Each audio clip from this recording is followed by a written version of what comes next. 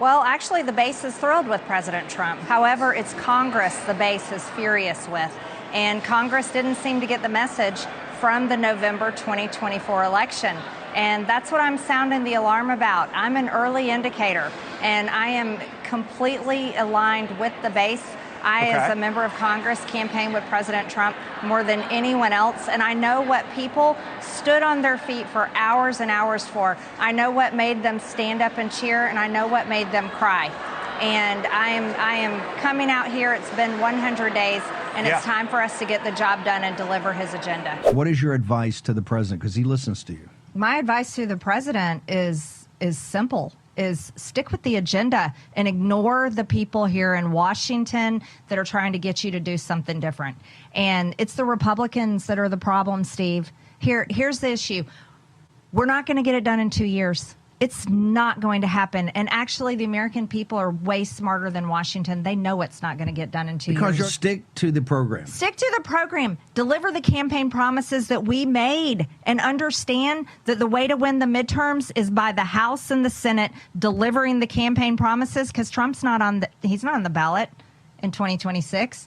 And that big turnout was for President Trump in 2024. For War Room, he's always on the ballot. Yeah. He's majorly tainted Grinch. I'm sorry, Marjorie Taylor Greene. I always do that. My bad. Is publicly warning that Republicans are on track to lose not just the midterms, but the base itself. In a new interview on Steve Bannon's War Room, he finds time to do interviews with people in between Heiling Hitler and trying to go to jail for Trump's crimes. She accused GOP leadership of abandoning Trump's agenda and claimed there are people in Trump's inner circle who are lying to him about what the base actually wants. There is no wedge between the base and President Trump. The wedge is between Congress and the establishment Republicans that are undermining the president's agenda.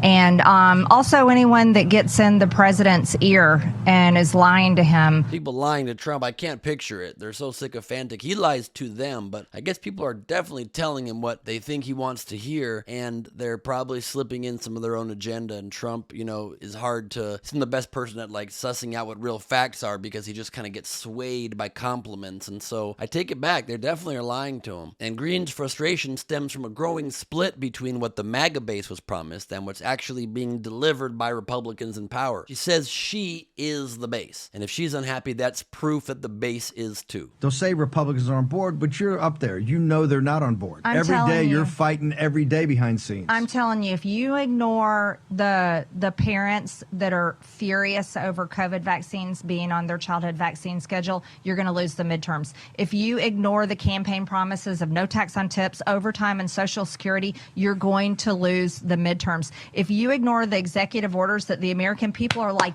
yes, applauding for every single day, we're going to lose the midterms. In law. This is a significant moment, not because Greene's analysis is new or insightful. It's not, and she never is, and never will be in the rest of for the rest of her life. But because it signals real fracture inside the MAGA movement. Trump isn't on the ballot in 2026 unless he finds a way to do that. He might. You can't put anything past him. But Greene knows that without him on the ballot, most likely on the ballot to rally voters to come out and vote for their guy, for their Lord and Savior, Republicans need something more than culture war issues to win elections. So what's her message? The brilliant political strategist? And actually, it's kind of interesting and should be listened to, because this will be their playbook probably if they realize that this is actually one of her few decent points. Get back to Trump's economic talking points. No taxes on tips, something that also Kamala said she would do. Executive orders on overtime and Social Security, and aggressive moves to appease the anti-vaccine crowd. But underneath all of this is a deeper issue. The Republican Party is, of course, these days built around Trump's personality. It is a cult of personality, and also a cult, regular style, but it's not a real platform. Greene is scrambling to reattach the party to the set of promises that were always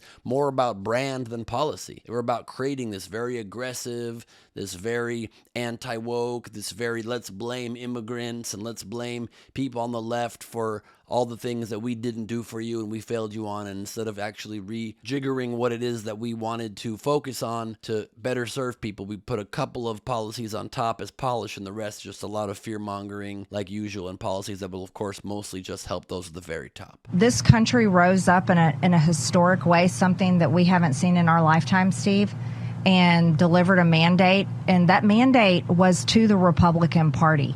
The mandate was President Trump's agenda. The American people said, no, we're done with the old Republican Party ways. We are rejecting the Democrat Party's policies. We are embracing Make America Great Again, MAGA, America First, MAHA. That's what November 2024 was about. And Washington, as usual, is tone deaf and has not heard the message. What we saw is all these Republicans that rejected Trump, fought Trump in his first administration. Networks, even like Fox News, that did not support the president and didn't support him in 2021 and 2022, part of 2023, and didn't support him until they realized they had to support him. But despite what MTG claims, she does not speak for America. She doesn't even speak for the entire Republican Party. MAGA is loud. They're very loud, aggressive, with loud red hats. But it's not a majority. And the 2024 election wasn't some sweeping mandate for Trump's most extreme policies. It was a narrow win, a very thin win. And many voters are already experiencing buyer's remorse, which, they should have instantly, but it took them a few months. The truth is, some Republicans are resisting Trump's agenda. Not because they're rhinos or disloyal, but because parts of the agenda are politically toxic, deeply unpopular, and in some cases, downright dangerous, bordering on anti-constitutional, actually anti-constitutional in some instances, and,